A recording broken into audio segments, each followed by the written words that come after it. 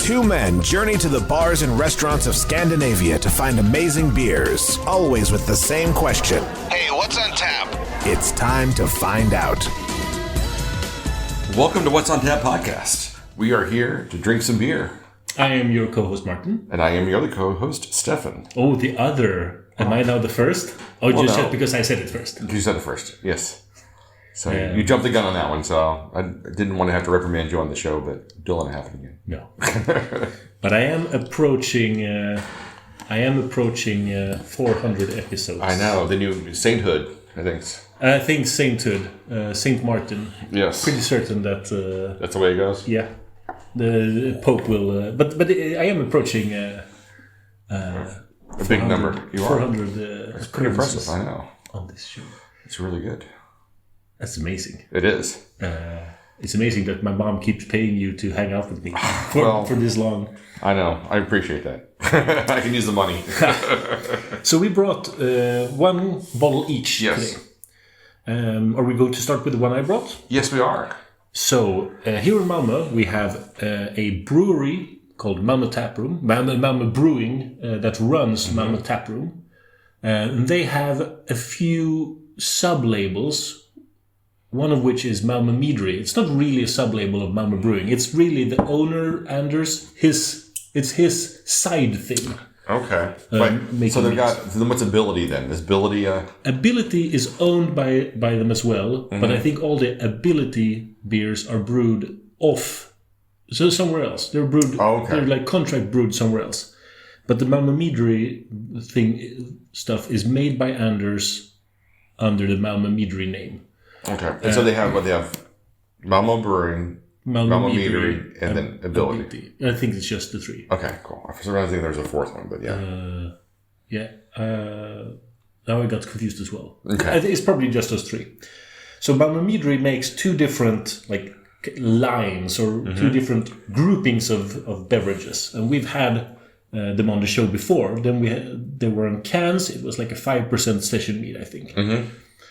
But they also have their line of exclusive meads, and this is a bottle from that line.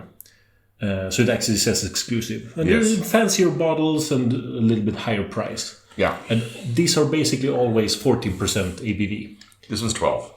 12, yeah, around 14. Yeah. Some are 14, but around that area. And this, I brought this specifically to treat you to the Guava Mead. I know. Because... avid listeners of the show knows I love Stefan, guava so much. It's guava. I am going to win him over. Sooner or later. And this smells kind of like a little balsamic-y, almost a little like port wine kind of, a little... I agree. But also that distinct sweet honey... type flavor. It doesn't smell that much like guava, to be honest. It's basically uncarbonated, right? Completely uncarbonated. But the cork did say pop. It did quite loudly, but it did not do anything after that. No. Quite. It's see-through, reddish, amberish, brownish. Cheers. Let's try it. Cheers.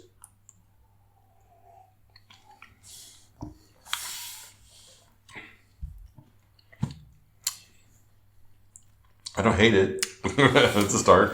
I don't hate it either. I've had a number of the exclusive meads from Malmö Meadery, and some are way better. Like the blueberry is way better than this.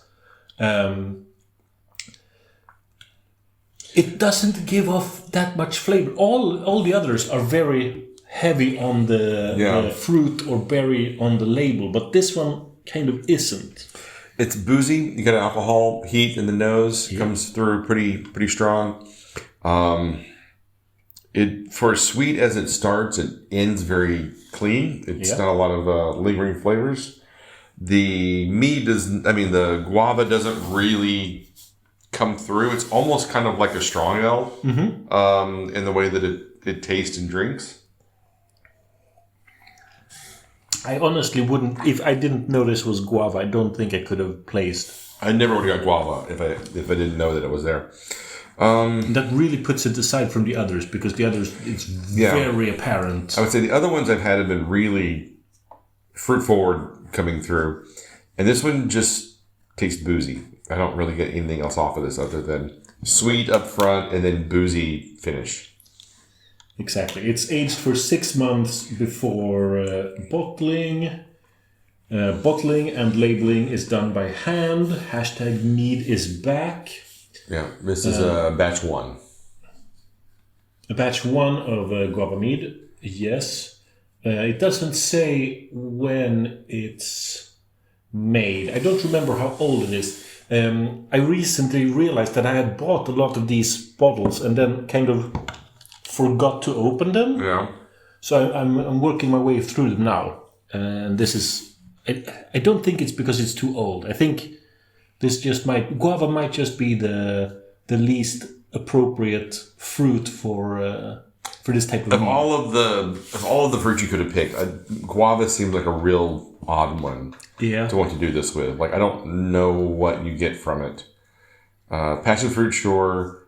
I mean, pineapple maybe, or maybe. I would think even kiwi would come forward more than this. But this is really it's kind of a nothing. The better ones have been blueberry, red and black currant. It's a really dominant fruit flavor. Grape. Mm-hmm. That was nice. So a lot of them I've given 4.25 ratings. This one at a maximum 3.75, I think. I think you're going to give it lower because it doesn't go anywhere. Right, I'm going to give it a 3. I don't think... I mean, it's not horrible. It's not a drain pour. It's certainly drinkable. But why? I mean, at 12% ABV, I would rather drink something that's got more flavor. That's got more interesting character.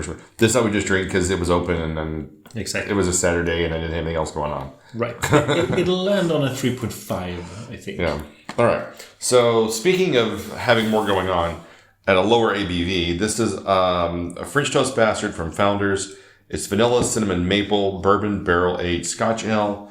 It comes in at 11.1% ABV. And we've had the Backwoods Bastard on the show before. And as you know, that's one of my favorite beers of all time. I absolutely love that one. So when I saw that we could get a varietal of it, they've had it on tap in the Malmö area in the past. But this is the first time it's been released in bottles in Sweden. So I'm kind of excited about being able to try this on the show. I don't know if I've tried. I don't remember if I've had it. I don't want to check. This smells straight up, straight up French toast. I mean, it is all there. Definitely, it's cinnamon. It's barrel aging. It's vanilla. It's bottled last year, 2023. It smells unbelievably good. I cannot wait to hit this. It does smell a lot like French toast. Yeah. Cheers.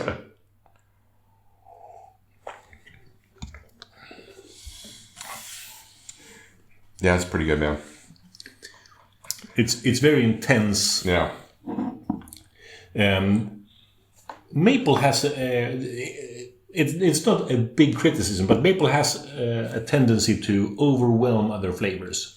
And here, the maple could have been dialed down a little bit to let the vanilla and cinnamon. I think I'm with you. A little maple goes a long way, and I find that sometimes too much maple really dries out a beer to where it just flattens the curve and doesn't really give you anything other than just this overwhelming maple flavor. And this is, I mean, it's a lot of maple syrup. Yeah. It is not holding back. But I still get a lot of vanilla in there as well. The barrel aging, I don't really feel that so much. So I know that Backwoods Bastard is like a scotch ale or an old ale or whatever. Yeah, it's a barrel aged. I want to say scotch ale. But was it always this thin? It's a pretty thin. It is pretty thin, yeah. Because those aren't very full body beers. And I think that's why they also, because they're almost a neutral beer, they pick up the barrel aging extremely well. I think that's why I've always loved it so much, because it really builds in all of those bourbon character notes in place so well against the Scotch ale of it all. I'm definitely feeling barrel aging on it, but I think maybe the bourbon is also getting a little bit hidden behind the maple. Well, I mean, so much of bourbon has a lot of those same characteristics as the tasting notes of this, which is maple and cinnamon and vanilla. So usually when you're having a bourbon, you do get, vanilla, and you do get some maple notes, and you do get a lot of the caramel notes from the bourbon. So I think I think that might be what's boosting the maple flavor a bit, and that's why the bourbon barrel aging is kind of hard to detect so much, because it's already playing into the characteristics that exist in the other flavors. Right. I'll taste it again. Oh, I'm going to take some hell out of this one. I quite like this one, as you can tell. So what are you thinking here? I'm somewhere like 4.25 or a 4. Yeah.